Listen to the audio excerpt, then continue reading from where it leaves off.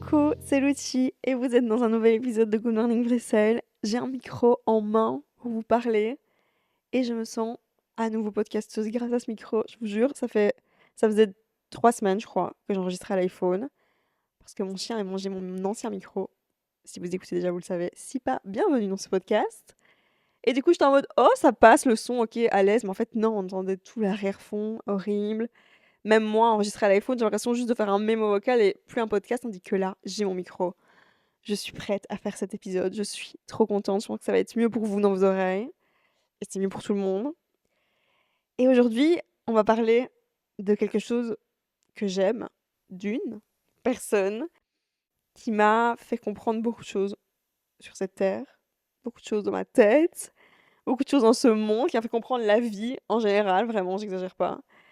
Cette personne, si vous avez lu le titre, vous savez de qui je parle, mais bien sûr que vous avez lu le titre parce qu'il est écrit devant vous, s'appelle Taylor Allison Swift. Et je suis trop contente de faire ce sujet, les gars. J'ai plein de choses à dire.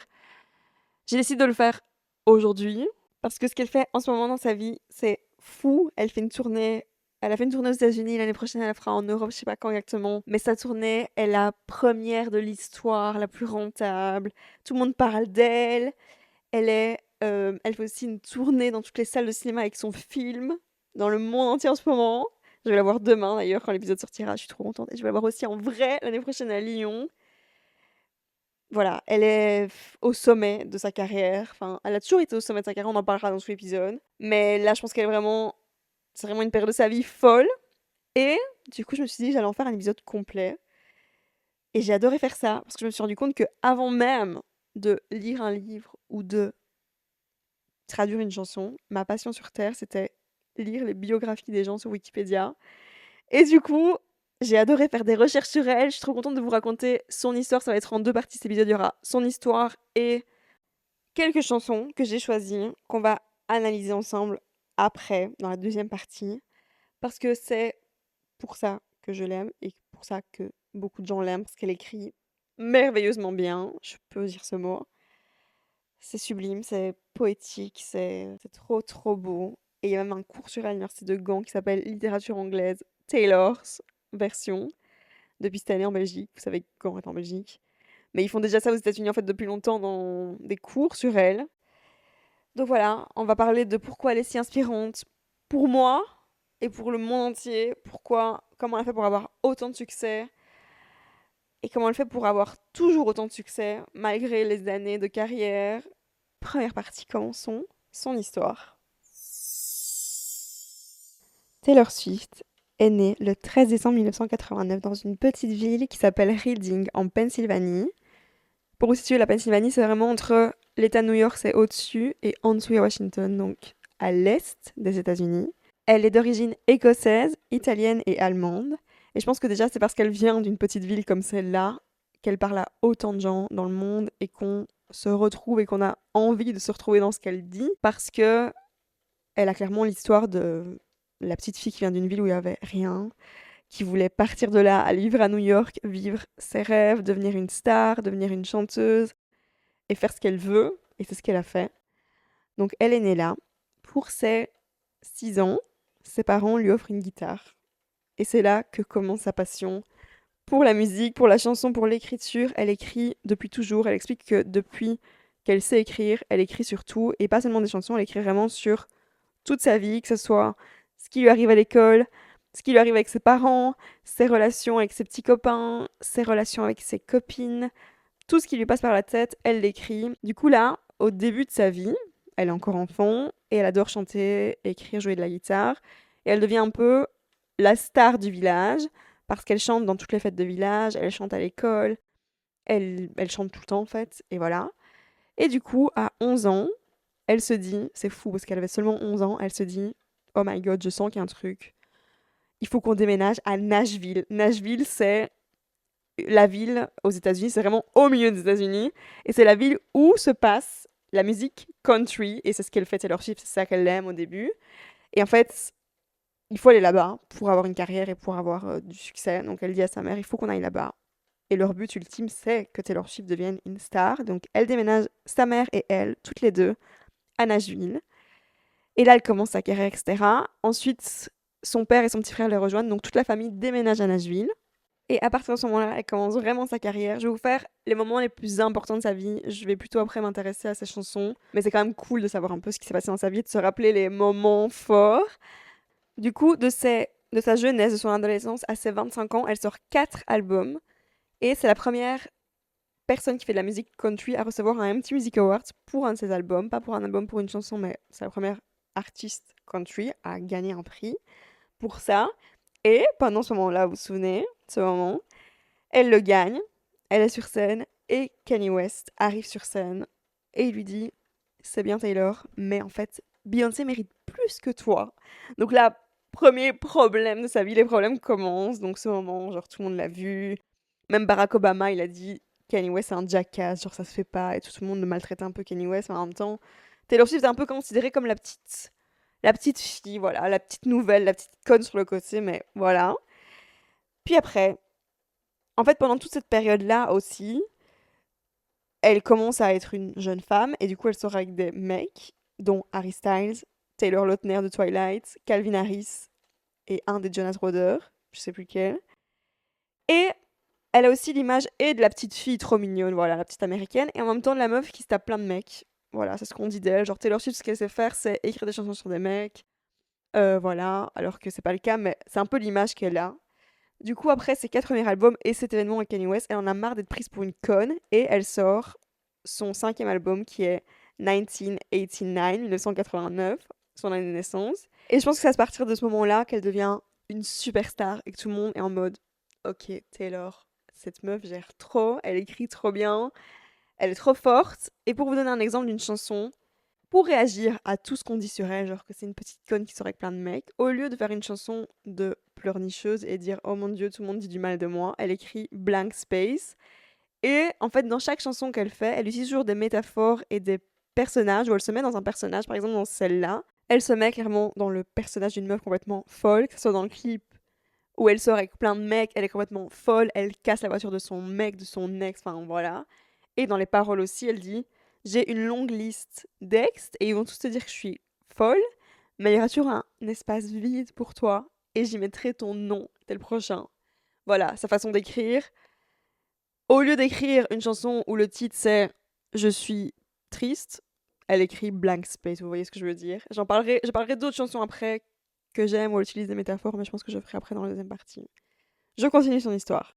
Du coup là, gros succès international pour cet album, truc de fou. D'ailleurs l'album ressort, sa réédition sort vendredi ce 27 octobre, j'ai trop hâte de le réécouter. Voilà, donc elle vit sa vie, elle est trop contente, voilà, elle a une vie de star. Et 2 ans après, notre très cher Kanye West réintervient dans sa vie et va foutre encore la merde. En fait, Kanye West, il veut écrire une chanson qu'il a sortie qui s'appelle Famous, où il parle d'elle, et il la sort, et en fait, après l'avoir sortie, Kim Kardashian, sa femme, à l'époque, sort une vidéo où on voit un extrait de Kanye West qui appelle Taylor Swift avant d'enregistrer la chanson en lui demandant est-ce que je peux parler de toi et dire que vu notre histoire, on aurait pu peut-être coucher ensemble. Elle dit ah ouais, c'est marrant et tout, vas-y, tu peux. Voilà. Sauf que en fait dans la chanson en vrai, Kanye West il dit pas juste ça, il dit en fait j'ai rendu cette salope célèbre et on aurait pu aussi coucher ensemble, mais ça elle avait pas dit oui. Et du coup en fait Kim Kardashian a un peu modifié la vidéo, elle a juste sorti ce qu'elle voulait bien. Et Taylor Swift elle est en mode mais j'ai dit oui pour juste une phrase, mais pas pour le fait que je suis une salope et que tu m'aies rendu célèbre, j'ai jamais dit oui pour ça. Et donc là, tout le monde commence à vraiment détester Taylor Swift à ce moment-là. Tout le monde est du côté de Kim Kardashian et de Kanye West. Kim Kardashian met même des tweets où elle met des serpents en parlant de Taylor Swift. Tout le monde se fout de sa gueule. Tout le monde dit mais t'es qu'une grosse menteuse. T'as dit oui et tu dis qu'en fait t'as pas dit oui. Tu fais la grosse victime. Donc voilà, c'est la merde. Taylor Swift elle est super mal. Et là, elle décide, et c'est la première fois que ça a existé dans l'histoire des chanteurs, des stars, et d'ailleurs Dua Lipa elle a fait ça il y a pas longtemps, mais je vous expliquerai après ce qu'elle a fait, ça m'a fait trop rire. Elle supprime toute sa vie sur tous les réseaux, surtout Instagram. Elle archive tous ses posts, il n'y a plus rien, on peut plus rien voir de Taylor Swift nulle part. Elle s'efface du monde entier, plus personne ne la voit pendant 1 an. Vraiment, elle va plus à aucun événement, elle fait plus rien. On sait plus ce qu'elle fait en fait. Elle s'efface de partout parce qu'elle a trop mal vécu le fait que vraiment elle s'est pris une vague de haine énorme pour un truc qui s'est révélé plus tard être faux parce qu'en fait Kim Kardashian avait juste modifié la vidéo et tout le monde était en mode après en fait Taylor Swift avait raison parce qu'elle avait jamais dit oui pour qu'on dise que c'était une salope, enfin que Kanye West avait rendu cette salope célèbre, cette bitch famous. Du coup voilà. Et pour vous dire ce que Dua Lipa a fait, ça m'a fait trop rire. Donc ça, c'était vraiment fou à l'époque. Quelqu'un supprime tout des réseaux, personne n'avait jamais fait ça et tout. On se demandait ce qui se passait. Et Dua Lipa, il y a une semaine, elle a mis une photo d'elle où elle est rousse un peu.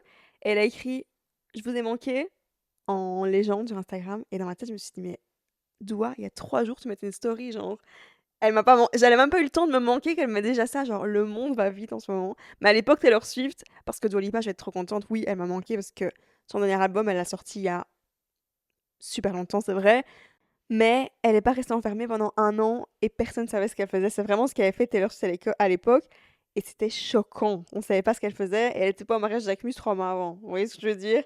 Genre, elle était cachée et pendant ce moment-là, elle a écrit un album et elle est revenue avec ça. Et je pense que c'est à ce moment-là qu'elle s'est vraiment libérée dans sa vie parce qu'elle est revenue avec un album qui s'appelle Reputation, où elle parle de... Enfin, où elle a changé complètement de style. Elle est habillée en noir, elle est en mode Snake, elle est en mode allez tous vous faire enculer. Genre, elle est, voilà, une nouvelle Taylor Swift, où elle parle de tout ce qu'on lui a fait et tout, et c'est un nouveau style aussi de musique. Du coup, là, depuis ce moment-là, elle est elle-même, si je veux dire ça comme ça, et depuis, elle a fait vraiment des albums différents, et elle a pas peur de faire des périodes différentes. C'est pour ça qu'elle appelle ça des eras, et qu'il y a sa tournée en ce moment qui s'appelle The Eras Tour. Et je pense que c'est pour ça aussi qu'elle touche autant de gens, parce que moi, par exemple, j'ai commencé à vraiment l'aimer depuis son album Folklore, parce que c'est un album qu'elle a fait pendant le Covid, qui est très indie, très folk, très chill. Avant ça, je me serais jamais vraiment intéressée profondément dans ses paroles. Et c'est grâce à ça qu'elle a su me toucher moi. Donc en fait, c'est grâce à sa diversité qu'elle arrive à toucher un public si grand, comme des gens comme moi, comme des enfants, comme des pères de famille, comme des vieux. Voilà, Taylor Swift touche tout le monde. Depuis ce moment-là, je pense. Et c'est hyper inspirant de se dire qu'en fait, c'est grâce au fait qu'elle change de style qu'elle réussit tout le temps. Parce qu'en fait, elle évolue vraiment tout le temps.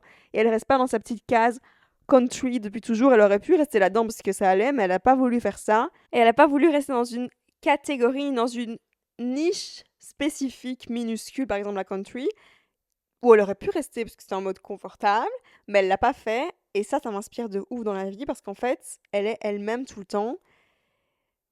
Et elle peut toucher tout le monde grâce à ça. Elle pourrait toucher un mec qui se balade dans le magasin et qui entend Karma et qui va se dire ah ouais, j'aime bien cette chanson, j'ai trop envie d'écouter d'autres chansons peut-être.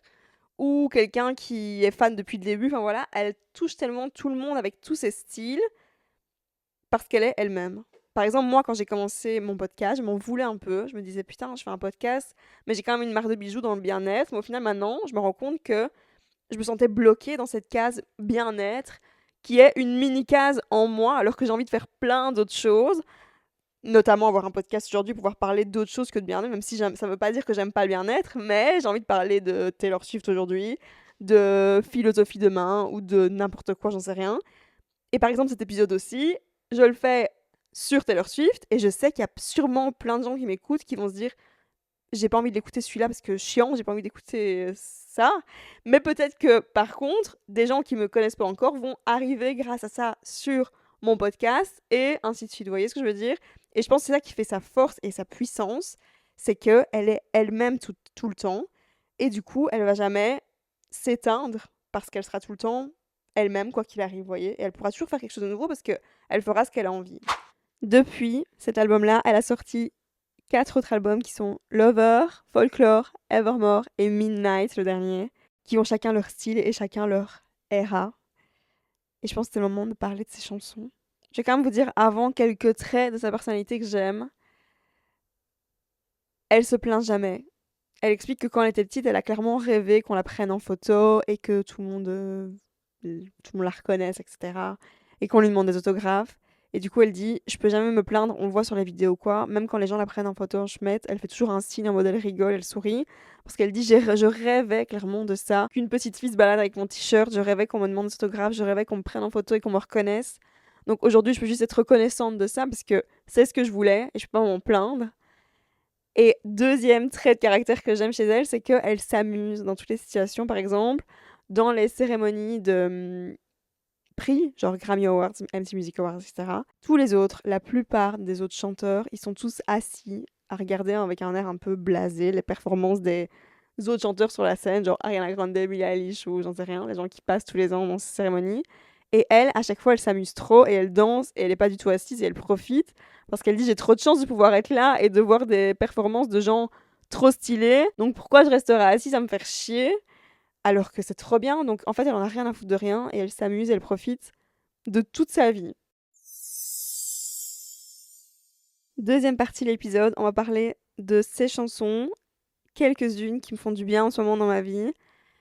J'ai vu un post qui disait que c'est elle, la personne qui fait le plus de bien niveau santé mentale, la chanteuse qui fait la chanteuse-chanteur qui fait le plus de bien aux gens qui l'écoutent. Et aussi, c'est une façon de la connaître parce qu'elle explique que pour la connaître, il faut juste lire ses paroles, écouter sa musique parce que c'est comme ça qu'elle partage. Elle fait jamais d'interview ni rien. Elle dit je partage tout dans mes chansons. Et ses paroles sont trop belles, donc ça va être trop bien de faire ça. La première chanson, c'est You're on Your Own Kid, qui est l'album Midnight, que j'aime trop en ce moment. C'est une chanson pour moi qui parle du fait de se détacher de son passé et de vivre dans le moment présent chaque instant de sa vie. Parce qu'on est son propre enfant et on est tout seul, quoi qu'il arrive, que ce soit quand on est bébé, quand on est à la maternelle, en primaire, ado, quand on a nos premiers petits copains, petites copines, quand on a nos premiers amis, quand on a notre premier travail, la première ville dans laquelle on déménage, etc. Quoi qu'il arrive, peu importe qu'on ait nos parents qui soient là, nos amis qui soient là, ou peu importe qui en fait qui nous entoure, on peut choisir tout ce qu'on fait, que ce soit où on a envie d'aller à l'école, dans quelle ville on a envie de vivre, avec qui on a envie d'être en couple, avec qui on a envie d'être amis. Vous voyez ce que je veux dire? Dans tous les cas, on est tout seul, nous, et c'est toute l'histoire de la chanson. Il y a une phrase dans la chanson que j'aime trop qui dit Everything you lose is a step you take. Donc tout ce qu'on perd, c'est un pas qu'on fait vers l'avenir et vers autre chose. Parce que vraiment, chaque période de vie, au début de la chanson, en fait, elle la commence en disant je voulais pas vivre là où je vivais quand j'étais petite et je rêvais de déménager, donc elle rêvait d'aller à New York. Mais il y avait qu'une seule personne qui pouvait me faire rester, dans le sens que ce soit quelqu'un dont elle est amoureuse ou peut-être des amis. Peu importe où on sera dans la vie, il y aura toujours quelque chose qui nous donnera envie de rester, qui nous rattachera à notre passé. Et c'est à cause de ça qu'on resterait dans le passé, vous voyez? Alors que pour vivre dans le moment présent, il faut juste se détacher de tout ça. Et, et elle utilise la métaphore de faire des bracelets d'amitié, justement dans celle-là. Pour moi, faire un bracelet d'amitié, c'est donner un bracelet à quelqu'un qu'on vient de rencontrer, qu'on verra peut-être plus jamais, mais c'est vraiment le moment présent, ça. Donner quelque chose et on sait pas à qui, on sait pas comment, et pas penser à notre ex ou d'autres gens ou notre passé, etc. Et justement, elle a fait un discours là-dessus. Elle a eu un diplôme à l'université de New York. Un diplôme, en fait, je me suis rendu compte en faisant des recherches qu'elle a pas vraiment fait d'études, elle a juste reçu un diplôme qui s'appelle un diplôme honorifique pour toute son œuvre et tout son art. Et du coup, elle a fait un discours là-bas. Et je vais vous lire un peu ce qu'elle dit dans le discours parce que je peux pas parler à sa place, je vais juste vous lire ce qu'elle dit. Du coup, j'ouvre les guillemets. Elle dit la vie peut être lourde, surtout si vous essayez de tout porter en même temps. Une partie du fait de grandir et d'aborder des nouveaux chapitres dans votre vie, c'est une question de savoir ce qu'on garde et de savoir ce qu'on laisse.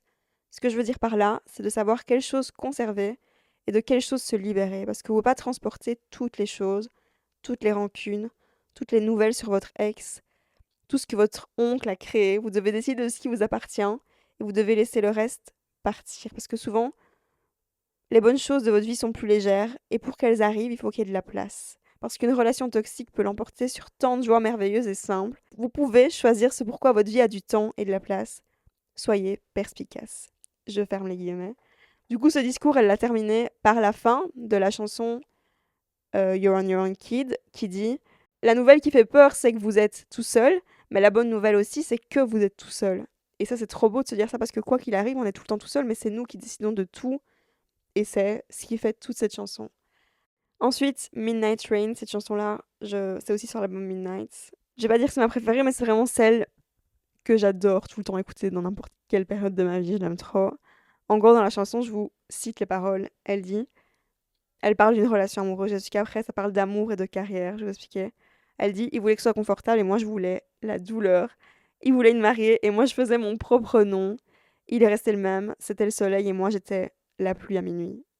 Et tout en moi a changé comme à minuit. Et du coup, elle utilise Midnight comme vraiment le moment où tout change et c'est une nouvelle journée. Donc en fait, elle change tout le temps parce qu'elle est tout le temps dans le moment présent. On y revient. Et elle aurait pas pu rester avec quelqu'un qui n'a jamais changé et qui est toujours le même. Il y a une phrase aussi dans la chanson que j'aime bien qui dit Ma ville, c'était une terre abandonnée avec des cages et des reines de beauté. Dans le sens, tous les gens qu'elle connaissait dans le passé, c'était des gens enfermés dans des cages. Et des reines de beauté, c'est vraiment la métaphore américaine pour dire des gens superficiels. Et il y a aussi une partie de la chanson qui dit C'est arrivé comme une carte postale avec la photo parfaite de la famille parfaite. Mais pour lui, c'était ça tous les jours, dans le sens, pour lui, c'était tout le temps la photo parfaite et le superficiel tout le temps. Tandis que moi, en fait, non. Et du coup, elle parle de ça, des gens superficiels qui restent dans leur cage. Et la fin de cette chanson, c'est vraiment ma préférée, mes paroles préférées. Je dirais qu'elles sont dans mon top 3 de mes préférées. Elle dit Je suppose qu'on a toujours ce qu'on veut dans la vie. Et lui, il pense jamais à moi, sauf quand il me voit à la télé. Et moi, je pense jamais à lui, sauf à des minuits comme celui-ci où j'écris une chanson. En gros, c'est vraiment l'image du mec qui n'a jamais changé et qui la regarde à la télé, dans son canapé. Alors que elle change tout le temps et qu'elle écrit des chansons, vous voyez. J'aime trop cette chanson. Et du coup, on va parler d'amour et de carrière. Je pense, c'est une question que je me pose, est-ce que l'amour et la carrière peuvent aller en même temps? Oui, si on avait quelqu'un qui a les mêmes ambitions. Je pense que c'est vraiment ça. Par exemple, Taylor Swift, en ce moment, elle est avec un mec qui s'appelle Travis Kelce, qui est footballeur américain. Et j'ai vu une interview d'une meuf qui expliquait que avant, elle était tout le temps avec des chanteurs et tout. Et souvent, les chanteurs, ils étaient un peu en mode, ils se sentaient comme un peu des cons à côté d'elle, en mode elle est trop forte et nous, on est peut-être des nuls. Et du coup, ils lui en faisaient baver à cause de ça. Tandis que maintenant, sa relation avec ce mec-là, elle est saine parce que lui, il a rien à prouver. Genre, le mec, il a géré, il a gagné 2 fois le Super Bowl. Il a sa vie de sportif, il gère sa vie. Et c'est lui qui a voulu Taylor Swift. Je vous explique comment il a fait, c'était trop mignon. En fait, il avait un crush sur elle depuis super longtemps. Et il a été la voir à son concert. Et du coup, il lui a fait. Donc, à tous les concerts de Taylor Swift, il y a des bracelets d'amitié, comme dans la chanson que je vous ai expliqué avant. Et il lui a donné un bracelet d'amitié à elle, avec son numéro dessus. Et du coup, elle faisait sa tournée et tout. Et après, apparemment, elle l'a contacté parce que maintenant, ils sont ensemble. Et ils ont l'air trop bien. Et du coup, dans ce cas-là, oui, amour et carrière peuvent aller parce que chacun a sa carrière distinctive. Il n'y en a pas un qui est jaloux de l'autre, il n'y en a pas un qui reste dans le passé, l'autre qui avance. Et du coup, là, pour le moment, ben, elle a une relation où amour et carrière, oui. Donc, ma réponse est que je pense que c'est possible. Il faut juste trouver quelqu'un qui a les mêmes ambitions et objectifs. Sinon, c'est compliqué. Et justement, sa relation aussi, de ce que je vois en ce moment avec ce mec-là, ça prouve qu'elle vit trop dans le moment présent parce que elle en a rien à foutre de ses ex. Ou qu'en fait, Taylor Swift, chaque fois qu'elle vit un moment de sa vie, comme minuit, à chaque fois, elle redevient une nouvelle personne. Tout ce qui se passe dans sa vie, même si le mec il lui a fait trop de mal, ou même si elle s'est disputée avec des amis, ou même si il y a un mec qui lui a piqué les droits de sa chanson et tout, elle va faire quelque chose dans le moment présent, genre réagir, écrire une chanson, faire un truc, et après vivre l'instant d'après comme si c'était le premier, comme maintenant sa relation. Ça se voit qu'elle est trop heureuse et qu'elle pense pas à son ex ou aux démons du passé. Vous voyez ce que je veux dire? Elle vit juste le moment et elle profite de ce moment. Et ça, c'est très inspirant parce que notre passé nous définit clairement pas. Et pour grandir, comme elle l'a dit dans son discours, il faut laisser derrière tout ça parce que imaginez là, elle kiffe trop avec son nouveau mec et elle pense encore à son ex pour qui elle a fait l'album Lover. Elle y pense même pas, elle l'a fait à ce moment-là, ok cool, mais maintenant elle est là, vous voyez. Et je pense que c'est ça une question de se sentir léger, d'avancer avec la vie sans garder les vieilles casseroles et démons sur ses épaules pour avancer. Ensuite, j'en ai parlé tout à l'heure, je peux en parler maintenant, d'une autre chanson. Je vous en ai parlé quand j'ai parlé de Blank Space. Je parlais d'une autre chanson qui est Mirror Ball, dans laquelle elle utilise une métaphore, donc celle d'une boule à facettes. Cette chanson est sur l'album Folklore. Dans cette chanson, elle explique que c'est une boule à facettes et elle prend cette métaphore pour parler de plein de gens. Je vais vous expliquer d'abord le sens, après je vous expliquerai pour quelle personne ça peut résonner. Du coup, l'image d'une boule à facettes, c'est une boule qui est au-dessus d'une fête. Et en fait, cette boule, c'est plein de petites bouts de miroir qui sont brisés et qui réfléchissent la lumière sur les gens. Et c'est grâce à eux que les gens s'amusent et qu'ils ont de la lumière sur eux. Alors que cette boule, au final, c'est juste un tas de boue brisée. Et du coup, elle utilise cette métaphore pour parler d'elle et de plein de gens parce qu'on est tous et des boules à facettes et on en a au-dessus de nous, j'ai expliqué. Si elle peut être Taylor Swift et écrire des chansons, c'est parce qu'elle est brisée de l'intérieur et pourtant, plein de gens prennent sa lumière quand ils sont en train de faire la fête en dessous et ils la regardent. Pourtant, quand eux ne pensent pas à elle, elle est tout le temps au-dessus d'une boule à facettes quand même parce que c'est l'image qu'ils ont d'elle. Elle, d'autres artistes, tous les gens qui sont parents, tous les gens qui ont un rôle en fait à tenir dans la vie, sont obligés d'être un exemple pour leurs enfants, ils sont obligés d'être cette boule à facettes brisée qui aura la réponse à ce que les gens demandent en dessous. Et on est tout ça, on a tout ça au-dessus de nous. Et du coup, c'est pour ça que j'adore cette chanson. Euh, c'est tout ce que j'ai à dire. Allez l'écouter si vous voulez. Ensuite, karma. Il y a tout un sujet à faire sur le karma. Je vais pas le faire parce que c'est long. Il y a Emma Chamberlain qui a fait tout un épisode là-dessus. Taylor Swift a fait cette chanson là-dessus. Du coup, le karma m'intéresse depuis tout ce moment-là, je crois. Et je l'applique dans ma vie.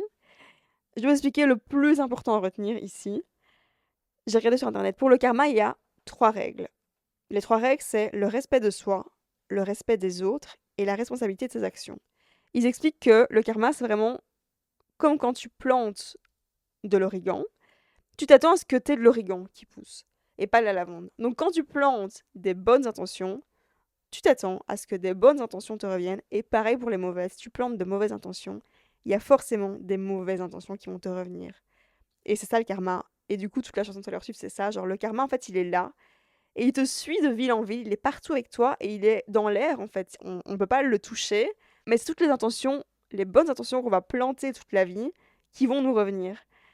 Et du coup, c'est bien d'avoir ces valeurs. C'est ce que j'essaie de faire. Par exemple, ce que je fais pour mon karma, c'est que j'ai compris que je ne devais plus jamais. Il y a aussi une autre phrase de la chanson que j'aime bien, c'est je garde mon côté de la rue propre. T'aimerais bien savoir ce que ça fait, c'est la chanson. Ce que je fais, c'est que je fais plus jamais de promesses que je peux pas tenir. Dans le sens, je sais que ça va être pas bon pour mon karma, ça. Si je fais une promesse, que ce soit à des gens ou à moi-même, par exemple, promettre que je vais sortir un épisode, promettre que je vais faire ça, promettre que. Tant que j'en suis pas sûre, je peux pas le promettre parce que après je m'en voudrais. Donc ça, c'est un des trucs que je fais pour mon karma. Et j'ai pensé à ça parce que j'ai vu aussi une vidéo d'une meuf qui s'appelle The Wizard Liz, que j'aime trop. Elle expliquait une histoire, je vous explique l'histoire. L'histoire, c'est un sans-abri qui était dans la rue et qui avait froid. Et en fait, il y a un mec qui habitait dans la rue qui est un genre businessman. Il l'a vu, le sans-abri. Et il lui a promis qu'il allait lui apporter une couverture. Il lui a dit, je t'apporte une couverture parce que t'as froid. Sauf que le businessman, là, il est rentré dans sa maison et il a oublié de lui apporter la couverture. Et du coup, en fait, le sans-abri, il est mort de froid cette nuit-là parce qu'en fait, dans sa tête, il avait la promesse qu'on allait lui apporter quelque chose. Donc, quand on promet quelque chose qu'on peut pas vraiment tenir, ça peut. Là, l'histoire est forte parce que voilà, c'est bien pour illustrer. Mais du coup, faire des promesses qu'on peut pas tenir, ça peut nous revenir en fait et ça peut faire du mal aux autres. Donc, j'essaie vraiment de plus jamais rien promettre, que ça soit à moi ou aux autres. C'est comme promettre à quelqu'un qu'on va rester avec toute sa vie. Je te promets que je vais rester avec toi toute ma vie. Je peux pas promettre ça, j'en sais rien. Donc voilà, comment je fais pour essayer que mon karma soit le meilleur au quotidien. Voilà. Autre chanson, c'est Sweet Nothing, qui est aussi sur l'album Midnight. Et je comprends pourquoi elle l'a mis. Elle est après Karma.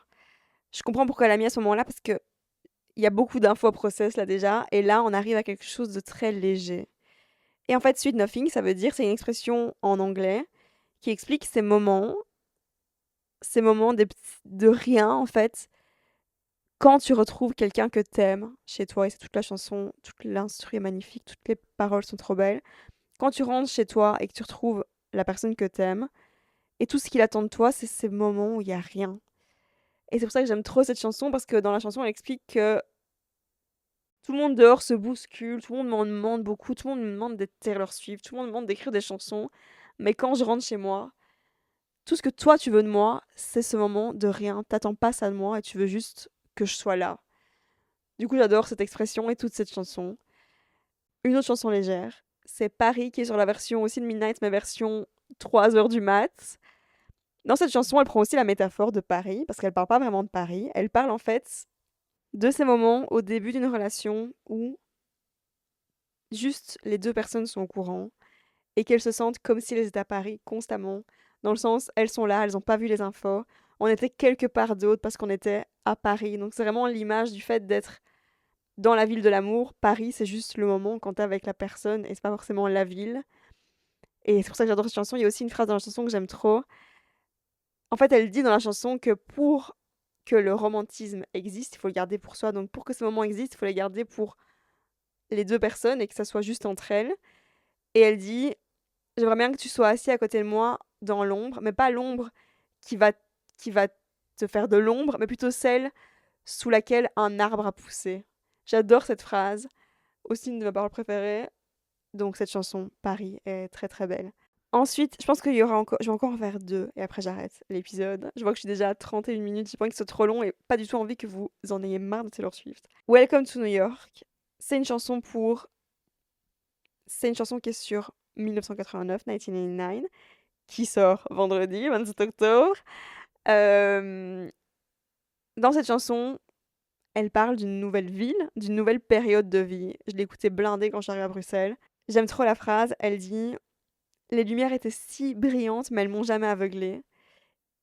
Et aussi, une parole que j'aime trop dans cette chanson qui est comme tout nouvel amour, il te fait te questionner. Comme tout vrai amour, il change tout le temps. Et comme tout réel amour, il te rend dingue. Mais tu sais que tu changerais ça pour rien au monde. Welcome to New York. Donc voilà, pour toute nouvelle période, toute nouvelle relation, toute nouvelle ville, toute nouvelle changement, toute nouvelle coupe de cheveux, écoutez Welcome to New York. Et dernière chanson pour cet épisode, c'est Invisible String, qui est sur l'album Folklore. J'aime trop cette chanson. En fait, dans la chanson, elle parle de ces liens invisibles qu'on a avec plein de gens de notre vie, que ce soit des gens du passé, des anciens amis, des gens qu'on connaît pas, des gens... En fait, des moments de vie où on est quelque part et on pense à quelqu'un et qu'on se dit qu'on a ce lien avec quelqu'un sans même lui dire. Vous voyez, ce lien invisible. J'aime trop cette chanson. Du coup, elle parle de plein de petits moments de vie comme ça. Et la phrase, c'est pas beau de se dire que pendant tout ce temps, on avait ce lien invisible qui nous reliait, qui te reliait à moi. Et c'est léger de se dire ça aussi, de se dire qu'on n'est pas obligé de garder avec nous tout le passé, mais on peut avancer en ayant des liens invisibles avec plein de gens dans le monde entier, tout le temps, qu'on connaît ou qu'on connaît pas, ou qu'on a connu ou qu'on connaîtra. Et voilà, je trouve ça trop beau de se dire ça. Et c'est la fin de cet épisode. Je suis contente de ce lien qu'on a entre nous, qui est invisible. Je sais pas où vous êtes, je sais pas qui vous êtes, mais on l'a. Et j'ai adoré faire cet épisode. J'ai plein d'idées pour d'autres personnes. Si vous avez des idées de gens qui vous inspirent, n'hésitez pas à m'envoyer pour que ça me donne aussi des idées. J'ai pensé à faire ça sur Lana Del Rey, Jacques Brel et Kanye West. Trop intéressant. J'espère que vous avez passé un bon moment en écoutant cet épisode et qu'il y aura peut-être quelque chose que vous retiendrez de cet épisode. J'espère au moins que vous n'avez pas perdu votre temps. Merci d'être là. On se retrouve mercredi prochain. En attendant, vous pouvez aller voir mon compte Instagram qui s'appelle Good Morning Bruxelles. M'envoyer un message si vous voulez. Si vous avez aimé, n'hésitez pas à me laisser des petites étoiles sur Spotify. Ça me fait toujours trop plaisir. Allez voir aussi peut-être mon compte de bijoux, qui est l'outil.joaillerie. Je sais même pas c'est quoi cette phrase. Qui est? Je sais pas. Sur Instagram, mon site l'outiljoaillerie.com et vous avez 15% avec le code GoodMorning15 pour les gens qui écoutent mon podcast. Je vous aime et à la semaine prochaine.